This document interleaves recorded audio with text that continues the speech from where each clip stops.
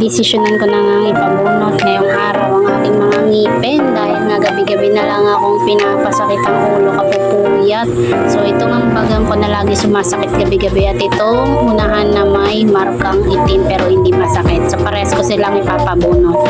Kaya naman pupunta tayo ngayon sa Santa Cruz Hospital. So kahit nga puyat na puyat ako gabi-gabi ay talagang naliligo pa rin ako ng maaga para nga magising ang aking pagkatao dahil wala naman talaga mag-aasikaso ng aking mga bataan.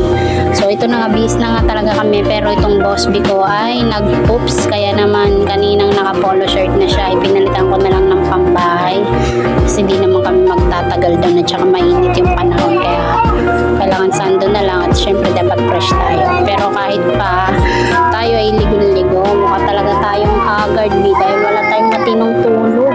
Nakakapayat talaga pala magpuyat. Tingnan nyo naman ang haggard ko na sobrang putla na ng labi ko. Kapupuyat nga yan.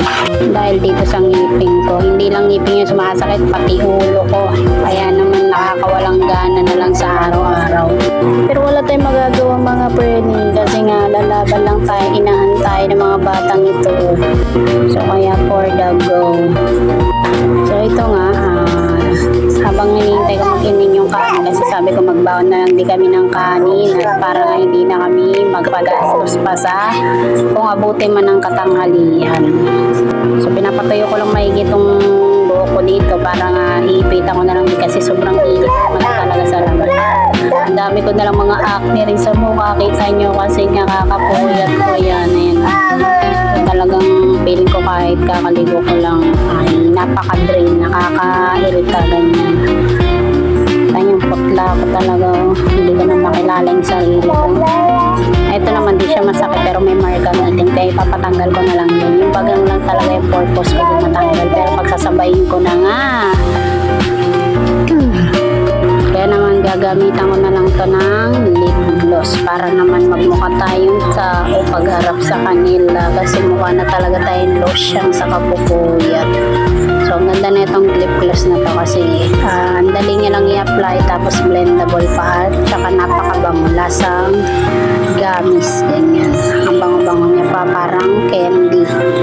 Mura ko lang ito nabili, parang 50 lang ang isa. So, dalawa kasing ganito ko yung isa pink, ito naman red. So, yung red na yung ginamit ko, parang pack na pack. Ang kati ng ilong ko talaga. So, ayan. Totoo lang nung panganay ko ay tatlo rin yung nabunot sa akin na ngipin, puro dulo, tapos yung sa pangalawa ko na namatay, dalawang ngipin. So ngayon isang ngipin o dalawa na naman, ewan ko na maubos na ngipin ko mapapabunot. So sabi pa nga nila ay bawal talaga magpabunot ang breastfeeding, kaya naman yung pabunot ko nung second baby ko ay nagpapadede ako pero tinanggi ko na lang nagpapadede ako para lang mabunot kasi grabe rin talaga pag sumasakit, as in parang puputukan ng ugat sa pananakit. So ito na nga yung outfit namin, ito yung aming driver, yung aking Papa Eds. Hindi ko na nga pinapasok na sa construction para lang masamahan ako at siya rin na magdadrive. So ito pala yung binahang naming kanin. So yung ulam, bahala na kung anong mabili sa labas mamaya. Ayan, isang ano lang to, pang extra rice kasi lalo yung mister ko hindi talaga nakukontenten sa isang kanin, laging may extra rice yan. So yun na nga, ang dami ko pang ligpiting dyan ng mga damit, hindi ko pa matapos-tapos dahil nga lagi na lang may masakit sa akin.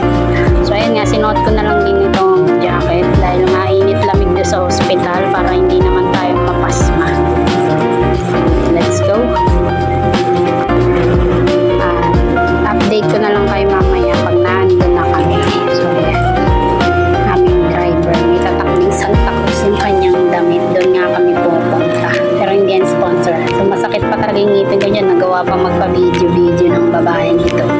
So yan, nandito na kami sa tricycle, kita nyo naman kahit kakaligo ko lang ay mukha ng haggard sa Paris. So ito na nga, pinipisil-pisil ko na naman siya dahil umaatake na naman. So bawal lang naman talaga magpabunot pagka maga, pero ngayon masakit siya ay talaga papabunot ko na para isang sakitan na lang, di ba?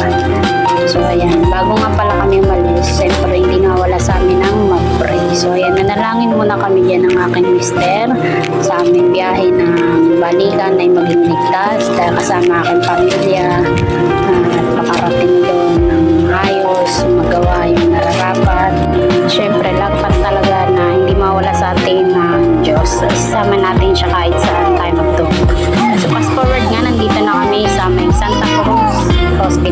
So, 9:30 na pala kami nakarating dito. Grabe, kasi dahan-dahan lang din yung patakbo namin sa tricycle namin kasi di naman ganun na kaayos yung tricycle namin. So, binihiway lang kasi din ni Mr. yung para tumakbo yung silinyador. So, ayun na nga. Nagpalista agad ako pero sabi nga tapos na yung lista sa umaga at wala na raw palang dental sa tanghali. Bukas naman daw ulit. Kaya sabi ko ang dami pa naman ng pila. Pero nagtry pa rin ako magtanong sa iba pa. Baka nga meron. Nagbabaka sakaling talaga para di rin masayang yung oras at effort namin dito pumunta. So, ang sagot lang din talaga ay wala nga. Babalik ka na lang talaga bukas. So, wala. No choice tayo. Hindi naman pwedeng umabsent ulit si Mister para lang samahan ulit ako dito. Hindi naman ako kayang pumunta rito mag-isa. Kaya ko man. Pero kung magpapabunot ako, kailangan talaga may maghawak ng bebehanan ko. Eh, dalawa-dalawa pa itong dala ko.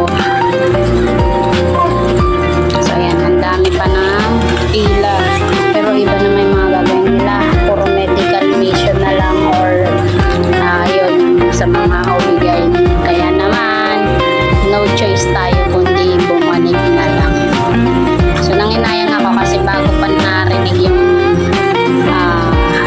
wala daw dental ay napabili pa naman ako sa Mercury kasi pagdating namin dito akala ko maghihintay pa kami kaya nagbili sana ako ng mga kutkutin namin. Grabe, mamahal pala ng bilhin sa Mercury, guys.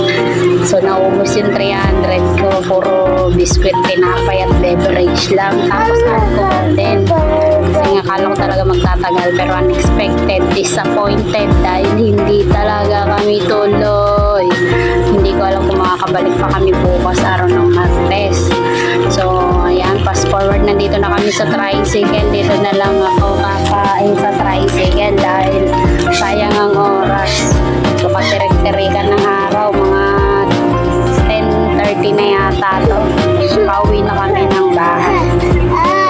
Napakainit, grabe. Walang napala yung gising namin ng maaga, yung effort namin pumunta rito, napa-absent pa si Mr. Ito nga pala yung binili ko sa Mercury. Grabe. Ensaymada, 100 pesos. Tapos ito mga beverage nila, 40 each. Kasi ito yung alcohol lang naman, 50 pesos din. Tapos syempre tissue, at saka tawag nito, biscuit na isang pack, 80 pesos. Grabe. Sayang talaga. So, for today's ay nakaubos kami ng 500 pesos. Tapos, hindi pa ako nabunutan. So, nandito na nga pala kami niyan sa may pila. Kaya naman, sumaglit muna kami. Umistop para kainin na nga to. Dahil mahirap naman talaga kumain ng umaandar. Siyempre, kakain din yung driver namin. Kaya kailangan talaga umistop.